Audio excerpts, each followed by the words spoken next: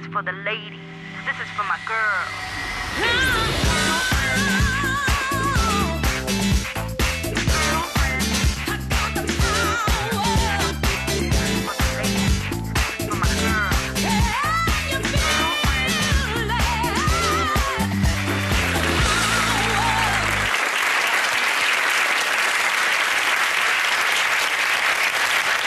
I 90'erne var de kendte danske pornoskuespillere. De var unge, de var frikørte og dyrkede sex foran et rullende kamera.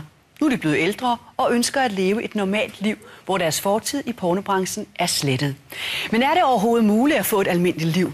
Fra 8 til 4 job med kæreste, familie og børn, når de sexfilm, man lavede engang, for altid vil være at finde på nettet, i butikker og i private hjem. Vi spørger, hvordan er livet efter porno?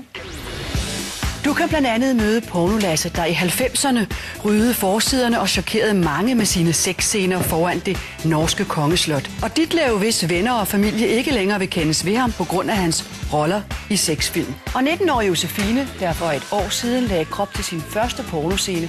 Hun drømmer om en stor international pornokarriere. Velkommen til QTV.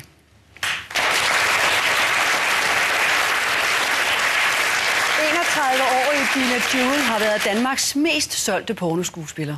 Hun har arbejdet i Danmark, Europa og USA, og hun har været Penthouse of the Year. Hun har indspillet så mange sexscener, at hun ikke selv har tal på dem. Hun hedder i virkeligheden Nanna. Og Nanna, hun kommer lige her. Velkommen. Velkommen. Og værsgo til plads.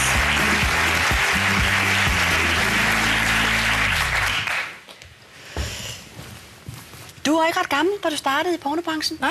Du var 18 år gammel? Ja. Fortæl lige om din start. Jamen, min start, den var egentlig med, at jeg havde startet med at lave en lille smule billeder og var i London, og så fik jeg tilbud om at komme videre. Og det var du frisk på? Ja, der var jo mange penge involveret. Var der det? Ja, det var der. Ja. Hvordan opstod den første situation, hvor du sådan konkret blev tilbudt en opgave? Jamen, det skete meget hurtigt, da jeg var kommet i et modelbureau i London. Ja. Men hvordan kan man så få tanken, ja, det er noget for mig? Jeg var rimelig kold og ligeglad. Jeg har haft, ikke haft dårlig mor eller noget, men jeg er opvokset i et hårdt kvarter. Ja. Jeg har set mange grimme ting med fulde mænd, der gør ved børn og sådan noget. Så... Du havde ikke nogen grænser måske, som du måske kunne have haft, hvis du havde haft et andet liv? Er det det, du sådan lige tænker? Jeg ved ikke med grænser. Altså, jeg har måske bare lidt mere kold i røven over for nogle ting, hvor jeg siger, fuck af. Jeg er ligeglad. Ja. Så længe jeg har det godt, jeg har ikke noget, jeg fortryder selv. Okay. Er det sådan, at Nanna er sådan helt inde bag sig selv, eller er det noget, Nanna hun er blevet for at klare livet? Jamen altså, jeg vil stadig være lidt... både Nanna og Dina er lidt blandet sammen. Ja. Men altså, Dina, hun er jo totalt hardcore og fuldstændig ligeglad med alt og alt. Det er hardcore business. Ja. Så hvis der er, man skal prøve at komme i nærheden af mig eller noget, så er det Nanna, man skal prøve på med, fordi at... Så jeg bliver nødt til at sige Nanna rigtig mange gange i aften, for ellers så får jeg ikke det rigtige menneske ind bagved. Ja. Men var du glad for dit arbejde, den tid, du stod på? Altså, jeg har haft det sjovt. Jeg har oplevet rigtig mange ting, jeg ikke ville have oplevet, hvis jeg ikke havde gjort det. Og jeg har mødt rigtig, rigtig mange gode mennesker. Altså, jeg vil nok nærmere sige, at hvis man tager sexindustrien her i Danmark, det vil jeg sige, at altså, den kan jeg ikke rose på nogen måde overhovedet. Altså, jeg vil sige, hvis der er, man godt vil have nogle fede oplevelser, som der også er lidt højere, end hvad vi har her, så skal du tage til udlandet, og fordi det der... Det... Hvorfor er den danske sexbranche råden? Ja, hvorfor er den råden? Fordi de mænd, der ligger bag den danske sexbranche i Danmark, er rådne. Er de nogle dumme svin? Ja, det er de. Kan du komme med et eksempel? Eller jamen altså, jeg plejer jo altid at sige nej til dem, jeg gider ikke, men de er sgu meget rådne. Der er sådan noget med sommerhussex, ikke? Så jeg hører mange piger, så er det sommerhussex, der bliver ikke brugt penge på sminkør eller noget som helst, eller noget, så det er bare sådan rigtig skød, for at de skal tjene kasse. Nu har jeg lige lyst til, at vi skal skrue tiden lidt tilbage og vise nogle klip. Altså, jeg vil lige sige til alle jer, I behøver ikke at... de er ret stuerene, hvis jeg skal være helt ærlig.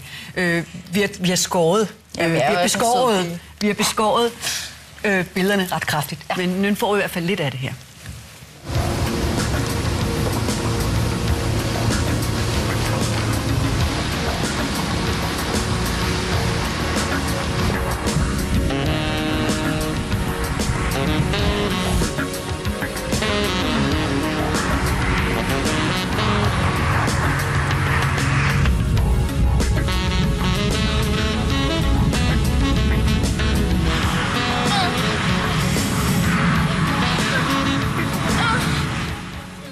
må sige, du er ualmindelig velskabt. Mange tak.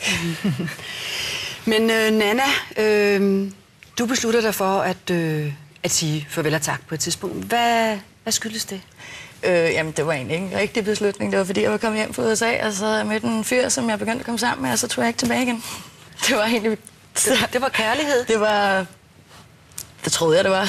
Ja, men det var det dengang. Men, det var det dengang, ja. Hvor lang tid var du kæreste med ham? Ham er jeg kæreste med i 2 år. I 2 år? Ja. Og så fortsætter du egentlig med at leve et relativt normalt liv? Ja, det var sådan så meget du nu kan? Så normalt, som jeg nu kan, ja.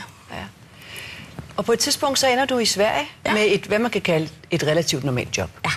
Og hvad var det for et job, du havde i Sverige? Der var jeg assistent for en af topstillingerne derinde på Svenske Lægeformidling. Vidste din chef dengang, at du havde en fortid? Ja.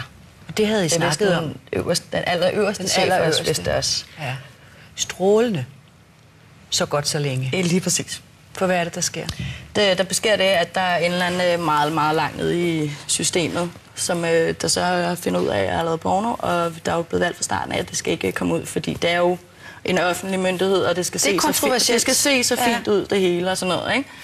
Så da det kom frem, så begyndte der at gå meget slag, og så blev de nødt til at gøre op. Du blev fyret? Ja.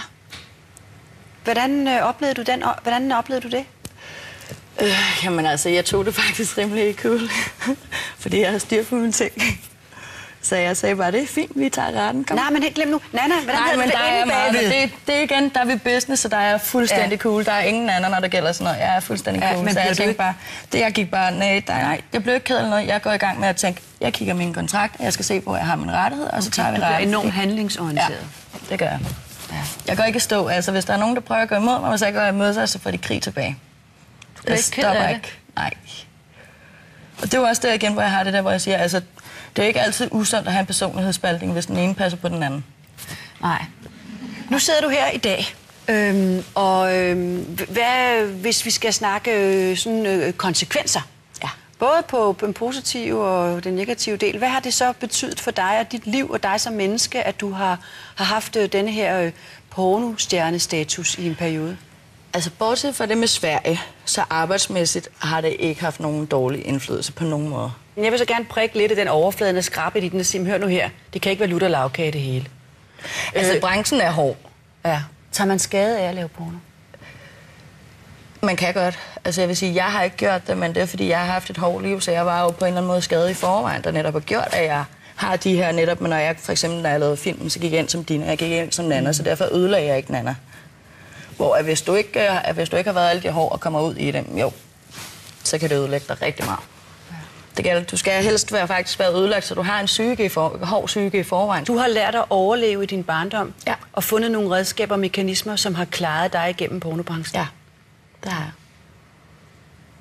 Det er jo på en eller anden måde også lidt tragisk, eller er lidt smertefuldt at lytte til, synes jeg. Så. Ikke at jeg er glad over, at du klarer dig og sidder som et helt menneske her den dag, at jeg træffer nogle valg for dit liv, som er fornuftige, men jeg bliver også ked af, at der på et eller andet tidspunkt for mange år siden har været en lille Nanna, der er kommet i klemme. Det har der helt klart været. Det har der været, ja. Så. Og hvad er du i gang med nu? Nu er jeg kunstmaler. Ja. Så er jeg lige begyndt at lave stuntshow sammen med nogle drenge på motorcykler. Ja. Og så har jeg også med en af mine ekser, som spiller klaver, og vi er i gang med at prøve at lave sådan noget klassisk rock. Og så har jeg nogle andre homies, som jeg hænger ud med, med hiphop og sådan, hvor vi skal også prøve. Du har været kunstner? Ja. Bagved her har jeg et af de billeder, du har malet. Ja. Ja, det er nemlig rigtig, rigtig flot. Men det er også et ekstremt råt billede, synes jeg. Ja, og det er meget personligt. Vil du godt lige fortælle mig om det her billede? Er det dit billede? Det er et privat eje, det her? Ja, det er et privat eje. Ja. Det malede jeg efter en oplevelse, jeg havde. Hvilken oplevelse var det? Det var jo en seksuel oplevelse. Det burde man også kunne se ud sådan. Men det er slet ikke fantasi. Jeg holder ekstremt meget af sex og sådan noget, men den var eksplosiv, så jeg havde simpelthen... Jeg måtte hjem og male, hvad jeg havde i hovedet. På den gode eller den dårlige måde? På den gode. På den gode måde. Ja. Får du nogensinde det, man kan kalde et helt normalt liv? Hvad er et helt normalt liv? Det spørger jeg dig om. Altså, jeg tror ikke på, at der er nogen, der har det. Altså, hvad er normalen, og hvad er ikke normalen? Altså, hvis vi skal ud for det, så vil jeg vælge, når man siger, så er der ikke nogen, der har et normalt liv. Så, men altså, jeg har et liv, jeg er rigtig glad for. Jeg laver kun ting, jeg har lyst til. Altså, jeg står ikke op og går ud og tjener mine penge på noget, jeg ikke gider. Så du har den gode mavefornemmelse lige nu? Ja, det har jeg. Jeg synes, du er rigtig god til det her. Jeg synes, du har dit helt eget udtryk. Og jeg håber, du holder fast i det. Ja. Og jeg håber, vi får set rigtig meget til Nanna i fremtiden. Jamen, det er Nanna, der maler. Og det er også Nanna, der kommer til at synge. Tak.